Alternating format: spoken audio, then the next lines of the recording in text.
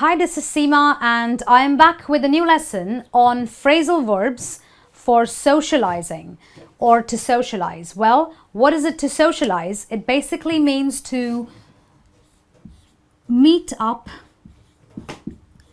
with people in an informal situation.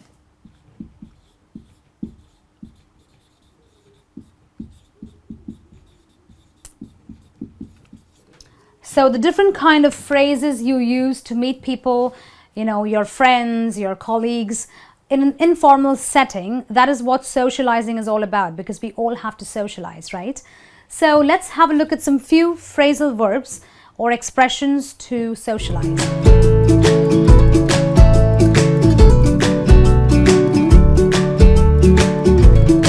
Okay, the first one is to ask over. What is it to ask over? Okay, when I say I'm going to ask over someone, so I can say the other meaning for that is to invite someone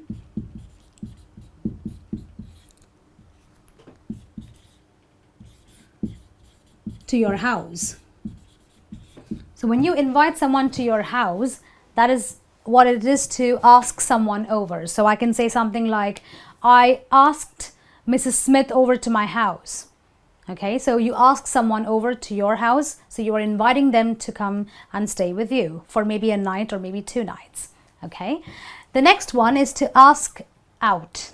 Well, ask out is basically, inviting someone for a date, which is more of like, a romantic encounter. Okay, so you can say something like, the guy was so nervous to ask out the girl. So he was nervous to invite her over for a date or ask her out for a date or a romantic encounter. Okay, so that's what ask out is, as opposed to ask over. Okay, bring over. When I tell someone to bring over their things to my house, bring over is basically used to talk about getting or bringing things to one's house or any place for that matter. Okay, so I can say, please bring over your CD so that we can listen to some music, or I can say, please bring over your clothes so that you can stay the night.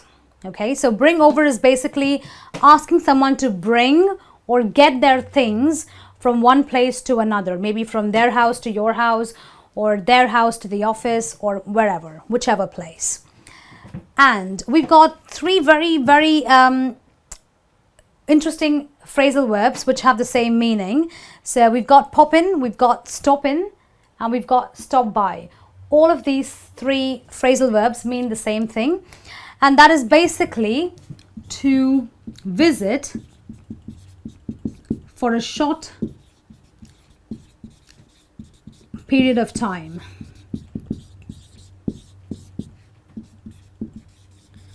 So there are some people who come to your house, but they just come in for a very short period of time, maybe for 15 minutes, for half an hour probably. So that is what pop in, stop in, or stop by means. So you can say something like, can you pop in for a cup of tea? Can you stop in to pick up your clothes? Can you stop by and speak to your mother? So when you come home or come anywhere and visit someone for a very, very small, short period of time, that's when you will use pop in, or stop by. The next one is to drop in. Well, this sounds quite similar to the pop in, and stop by, but drop in is a little different, because drop in basically means to visit someone unexpectedly. Okay, so you can say something like, my aunt always drops in at the wrong time. I wish she would just call before coming to our house. So when you drop in, you are visiting someone unexpectedly. The people who you are meeting are not even aware that you are going to come in. So that's what drop in means, coming very, very unexpectedly. And the next one is to drop off. Well, drop off is basically leave someone at a certain place. So I can say that I dropped off my father to the airport. I dropped him off to the airport. So I was driving a car. I went to this certain place and I left him over there. So when you drop someone off, you leave someone who is with you at a certain place and then you go off. Okay, that's what drop off means. The next expression, which is pick up, is the exact opposite of this expression. So pick up is to go to a place and, you know, bring that person with you. So you bring someone from a certain place.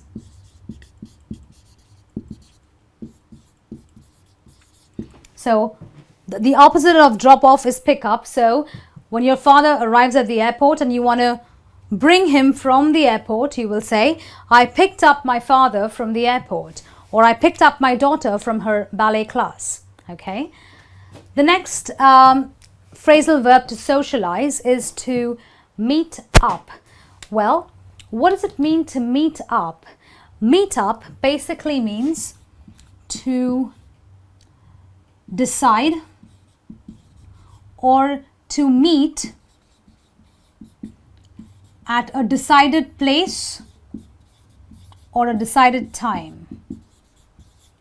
So when you are meeting up someone, you have made your plans. You have decided for sure that this is the time, or that this is the place that we're going to meet up. So you can say something like, I met up with my friends, you know, for lunch at 2 o'clock at one of the restaurants. So meet up is when you are actually gathering and meeting up with people who you haven't met maybe in a very, very long time. And you meet up at a decided time and a decided place. Okay.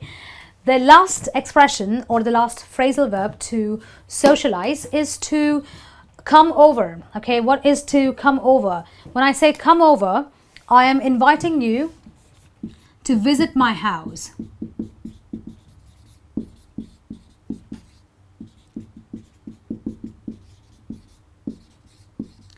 So come over is slightly different as compared to ask over, because when you ask someone over to your house, you are also asking them or inviting them to your house. However, come over is basically inviting people to your house for a longer period of time. So if someone wants to stay over at your house for say 2 months, you can say come over. But if someone wants to just, you know, come over, or you want to ask over for lunch maybe for a day, you can say ask over Mrs. Smith for lunch. Come over to my house and stay for 2 months. Okay. Well, that's it from me on this lesson, from phrasal verbs to socialize. Well, I hope you found it very interesting. I'll be back with some more lessons. Until then, this is me saying goodbye.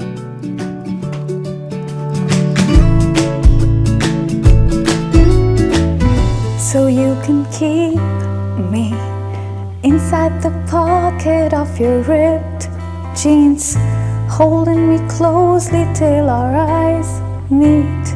You will never be alone. Wait for me to come home. Have you already started shooting the lesson? Oh my god, that's crazy. Did you hear me singing that pathetically? Oh, I'm so sorry. I'm so sorry. I know that was really bad. Sorry about it. Do you also like singing?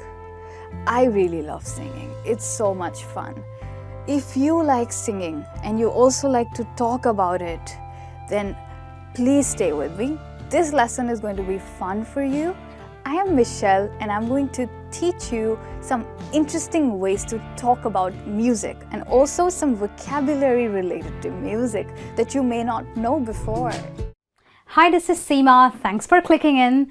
Today, I'm going to bring you a new lesson on common errors while writing business English. Now, when you write a business email or a business letter, and if you make mistakes when you're writing it, guess what? Your letter or your email does not look very professional. And that's not a good thing, is it? Well, don't worry. I'm going to take care of that for you today. Okay, because today I'm going to point out certain very common errors when you are writing a business email or a business letter. Okay, so when you know what those errors are, I promise you, you are not going to repeat them again if you keep practicing the simple rules that I'm going to teach you. Okay, let's have a look at the common errors.